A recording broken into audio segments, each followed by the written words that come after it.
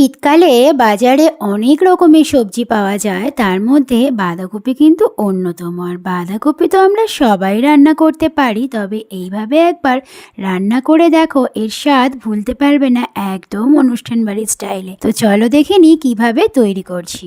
প্রথমে দেখো বাঁধাকপিটাকে আমি কেটে নিচ্ছি, তবে আমি বটি দিয়ে কাটছি। আমি বটি দিয়েই কাটতে পারি, আমি ছুরি দিয়ে বাঁধাকপি কাটতে পারি না। তো দেখো বটি দিয়ে একদম যতটা সম্ভব ঝিরিঝিরি করে কাটা যায় কেটে নিয়েছি। এদিকে দেখো বাঁধাকপির ওপরে সবুজ পাতাগুলোকেও একদম ঝিরিঝিরি করে কেটে নিয়েছি। সবুজ পাতাগুলো বাটা করব। আর এবার এদিকে দেখো বাঁধাকপিটাকে ভালো করে ধুয়ে নিয়ে কুকারে একটা হুইসেল দিয়ে একটু ভাপিয়ে নেব। চাইলে এটা কড়াইতেও করা যায়, তবে আমি কুকারে করে নিলাম, তাহলে একটু তাড়াতাড়ি হয়ে যাবে।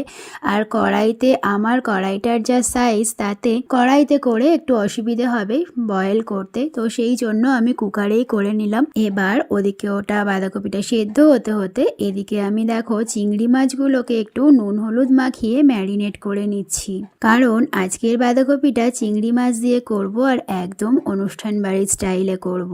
তো চিংড়ি মাছগুলো একটু নুন হলুদ মাখিয়ে ম্যারিনেট করে রেখে দিলাম। এবার কড়াইতে ভালো করে সর্ষের তেল গরম করে নিয়ে তারপর চিংড়ি মাছগুলোকে ফ্রাই করে নেব। তবে চিংড়ি মাছগুলো যেহেতু একটু বড় সাইজ, তাই একসাথে সবগুলো চিংড়ি মাছ ভাজা হবে না। এই দেখো ফার্স্ট ব্যাচে কয়েকটা ভেজে নিচ্ছি, তারপর সেকেন্ড ব্যাচে বাকিগুলো ভেজে নেব। তো চিংড়ি মাছ কিন্তু বেশি ফ্রাই করব না, কারণ চিংড়ি মাছ বেশি ফ্রাই করলে শক্ত হয়ে যায়, তখন স্বাদটা একটু রাবারি রাবারি হয়ে যায়।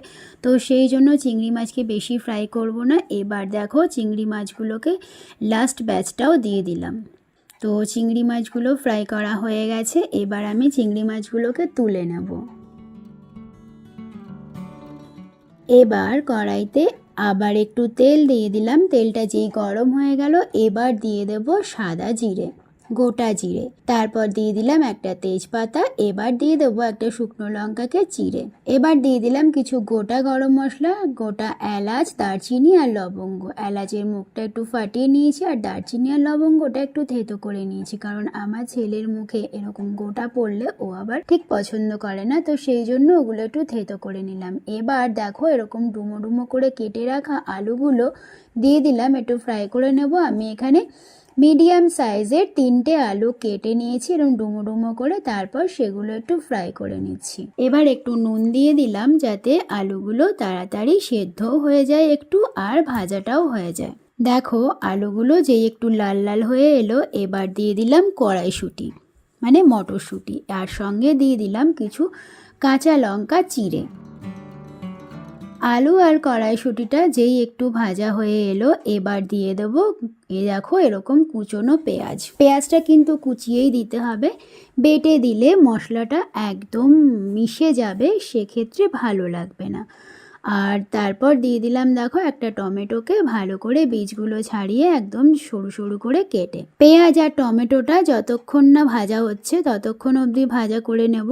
এবার দেখো যে পেঁয়াজ আর টমেটোটা একটু ভাজা হয়ে এলো, এবার দিয়ে দিলাম আদা আর রসুন বাটা। আমি আদা আর রসুনটাকে থেতো করে নিয়েছি, তোমরা চাইলে এটা পেস্ট করেও দিতে পারো। এবার আদা রসুন পেঁয়াজ সবগুলো যখন একটু ভাজা হয়ে গেল, এবার দিয়ে দেবো কিছু গুঁড়ো মশলা। দিয়ে দিলাম 1 চামচ জিরে গুঁড়ো, 1 চামচ হলুদ, 1 চামচ শুকনো লঙ্কার গুঁড়ো, আর দিয়ে দিলাম স্বাদ মতো নুন। এবার সমস্ত মশলাগুলোকে এই আলু আর কড়াইশুঁটির সাথে একটু কষিয়ে নিতে হবে। একটু জল দিয়ে দেব 1/2 কাপ মতো, যাতে মশলাটা কড়াইয়ের নিচে লেগে না যায়, কারণ প্রথমেই আমি তোমাদের বলেছি যে আমার কড়াইটা কিন্তু মধ্যিখানটা কোটিংটা উঠে গেছে।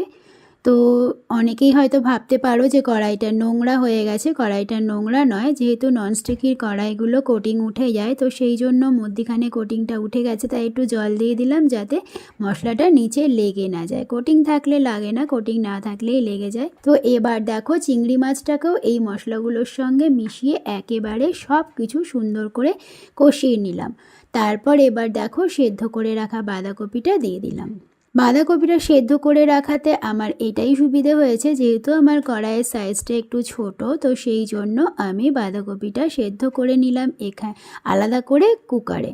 আর কড়াইটা যদি বড় কড়াই নিতাম, তাহলে পরে আমি কড়াইয়ের মধ্যেই সেদ্ধ করে নিতাম। তোমরা চাইলে কড়াইতেই সেদ্ধ করতে পারো বাঁধাকপিকে। আলু কড়াইশুঁটি সব ভেজে নিয়ে মশলা কষিয়ে নিয়ে তারপর একেবারে বাঁধাকপিটা দিয়ে কষিয়ে নিতে পারো। তোমাদের সাথে কথা বলতে বলতে বাঁধাকপিটা প্রায় কষানো হয়ে গেছে, মশলাগুলোর সঙ্গে একদম সুন্দর করে মিক্স হয়ে গেছে। তো সব শেষে দিয়ে দিলাম অল্প একটু গরম মশলা আর একটু ঘি। এইবার 2-3 মিনিট এটাকে ভালো করে নেড়েচেড়ে রান্না করে নিলেই হয়ে যাবে আমাদের অনুষ্ঠান বাড়ির স্টাইলে চিংড়ি মাছ দিয়ে বাঁধাকপি রান্না।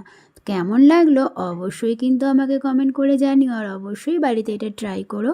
আর এরকম নিত্য নতুন স্বাদের রেসিপি একদম হাতের কাছে পেতে হলে আমার চ্যানেল সোমার রান্নাঘর একদম সাবস্ক্রাইব করে বেল নোটিফিকেশনটা অন করে রেখো। আর যদি তোমরা আমার ফেসবুক পেজ দেখছো তাহলে অবশ্যই পেজটাকে ফলো করে আমার পাশে থাকার অনুরোধ রইল। তো আজকের মতো ভিডিওটা এখানেই শেষ করলাম, ফিরে আসছি নেক্সট এপিসোডে নতুন আরেকটা রেসিপির সাথে। ততক্ষণ পর্যন্ত সবাই খুব ভালো থেকো, টাটা।